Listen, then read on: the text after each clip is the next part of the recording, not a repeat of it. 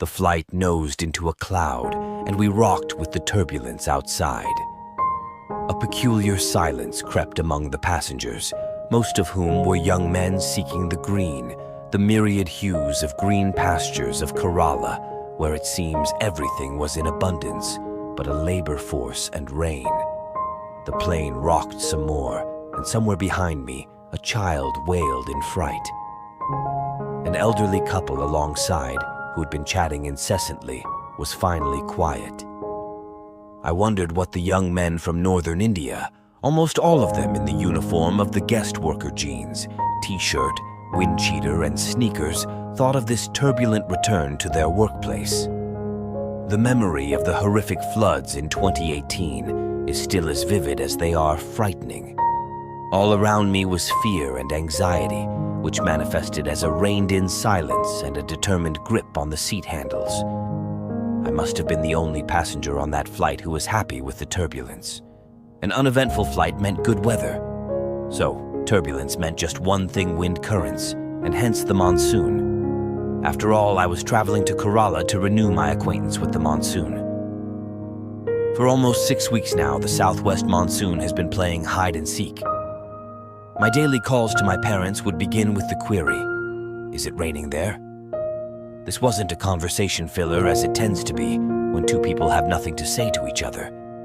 This was a genuine query, for the answer would determine my next set of questions about leaky roofs, slippery paths, power outages, and the ground cover that, with the rain, would take over the land.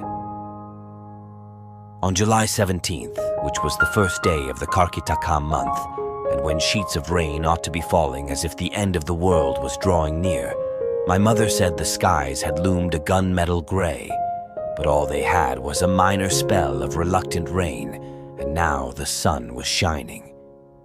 "Where has the rain gone?" she asked. "Has it come to you?" Bangalore, the city where I live when not in my village Munda Kotakurisi in Kerala, was going through its windy phase. For over a week now, a brutal wind had been sweeping the northern outskirts of the city with a menacing growl. Window shutters banged, doors unlatched themselves. Around my home, trees creaked and groaned while leaves hissed and whispered. Through night and day, the wind blew, pushing the monsoon clouds away. So, a turbulent flight into Kerala indicated possible rains, except that, as we descended into Kochi, it seemed to have no rain either. The gray skies suggested rain, but the blanched greenery said something else, a diffidence that leaves one feeling both helpless and powerless. How do you coax a monsoon to do what it ought to be doing? Not a drop travels with me to my village. When I was last here in June to celebrate the onset of monsoon, which I have done for many years now, the monsoon had failed to break. A few summer storms had escalated the heat, and the meteorological department said that the monsoon was lurking in the Maldives. The villagers had said that the summer drought had been intense. It's been almost 2 decades since we saw the wells and canals dry up and the water table fall so low, they had said. Nothing is as it was. Build a few more concrete monstrosities, tile some more front yards, and cut down more trees, and in a decade's time, if not earlier, you will be paying for water as I do in Bangalore.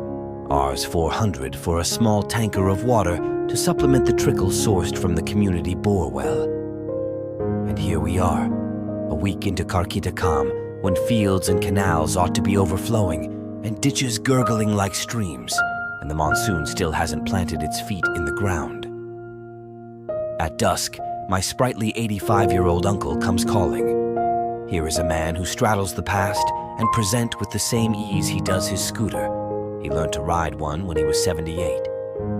He's seen how the monsoon can turn a village into penury and how its lack can cause the same. We talk about how the monsoon once was. The incessant rain would make everything clammy to the touch. The damp would breathe a mustiness onto cloth and grain, turning stone a mossy green. To hear my uncle speak of the rain is to realize how real and human the southwest monsoon is to him.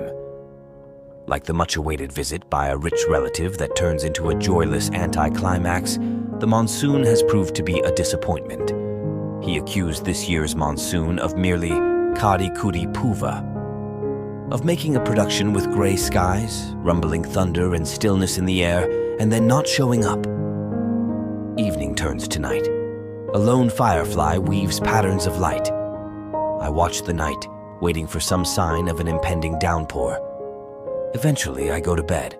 I wake to drumming on my tile roof. It's 2 a.m. and the monsoon has finally come calling on me.